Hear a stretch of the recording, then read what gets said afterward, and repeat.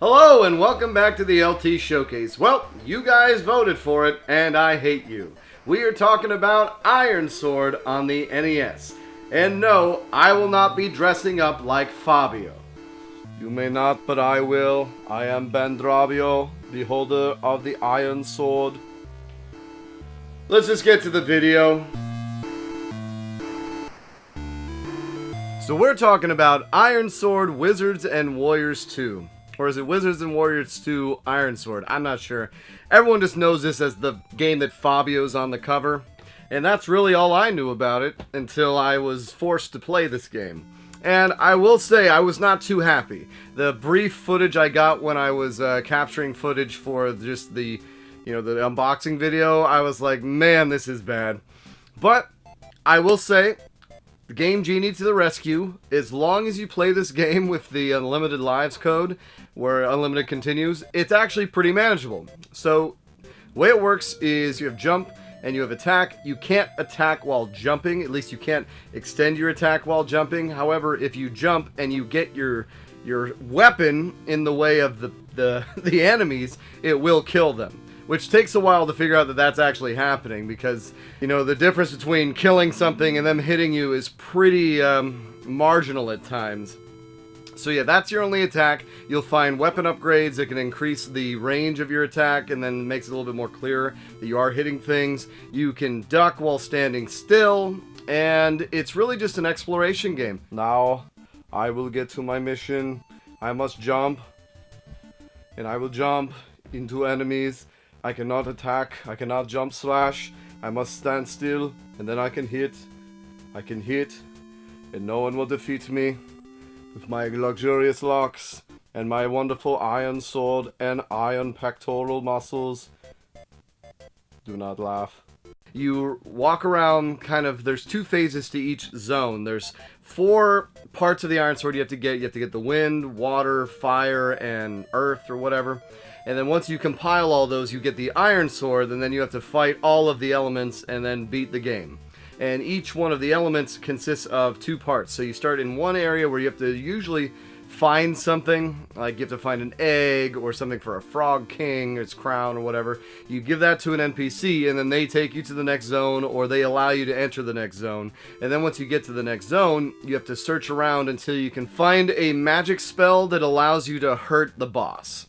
And some of these spells can be pretty hard to find, especially in the water zone, because they introduce mechanics that never were in the game and never come back, like being able to jump through walls that look like walls.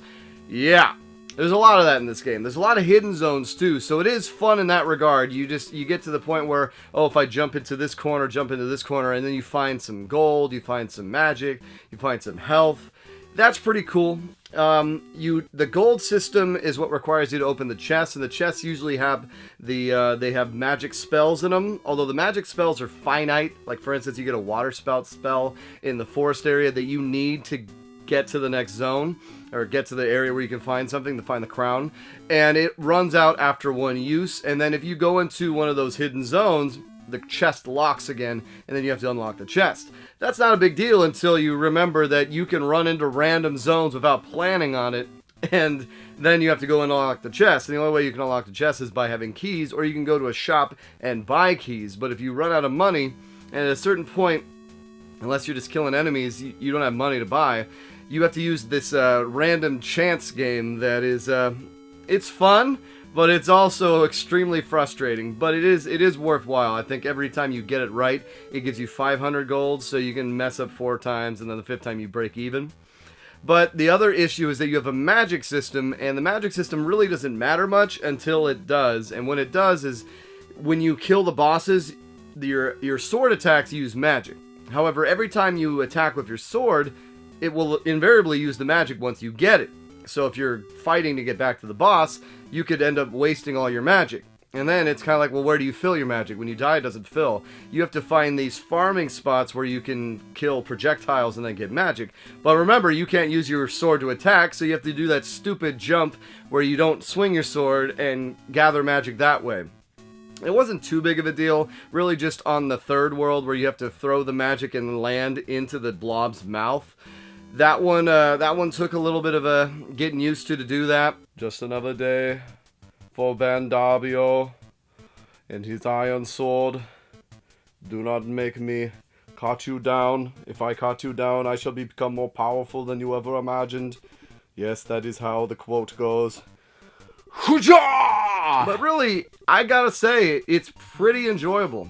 Like, it's classic NES dumb. Like, not even NES hard, but just NES broken. Like, it's just the platforming is garbage. Sometimes you feel like chutes and ladders. It's frustrating. There's random stuff you can go to, but it's a charming game. I gotta say, I actually rather enjoyed it. Once you have unlimited lives. If you didn't have unlimited lives, hell no. I mean, the first time I played it, hell no. I actually, when I started it, I did a bunch of more of the cheats, but I'm like, no, I think I can get by with just the unlimited lives. And I did. And I had a good time. So, really, NES cheap, NES stupid. It's impossible to play it. I mean, it's not impossible, but it's very frustrating, I can imagine, because I don't know how many continues I used on the last fight alone. Cryptic as hell. Where the hell do I go? Mechanics that never show up again. There's some stupid jumps that make the Teenage Mutant Ninja Turtle jumps look like child's play. Oh my god, especially, I think it was in the air world, or the fourth world, one of them. It's just like, oh god, like, I kept missing this jump forever. And then finally, when I hit it, I realized I had to go back because there was a jar in the ground, which you have to jump and then land on the ground, and then that makes it pop up. Something that was never done before. That's what I mean. There's a lot of stuff that like, I saw that, and like, how do I get to it? Oh, you just walk off a platform and it suddenly comes up. What the hell? It's not like the clouds. The clouds in that level where you could bounce off them. That makes sense. But I digress. Either way, IronSword Wizards and Warriors 2 is a decent game. So I would say it's worth having. As far as having in your collection, definitely just make sure if you play it to get a Game Genie. Alright guys, take care.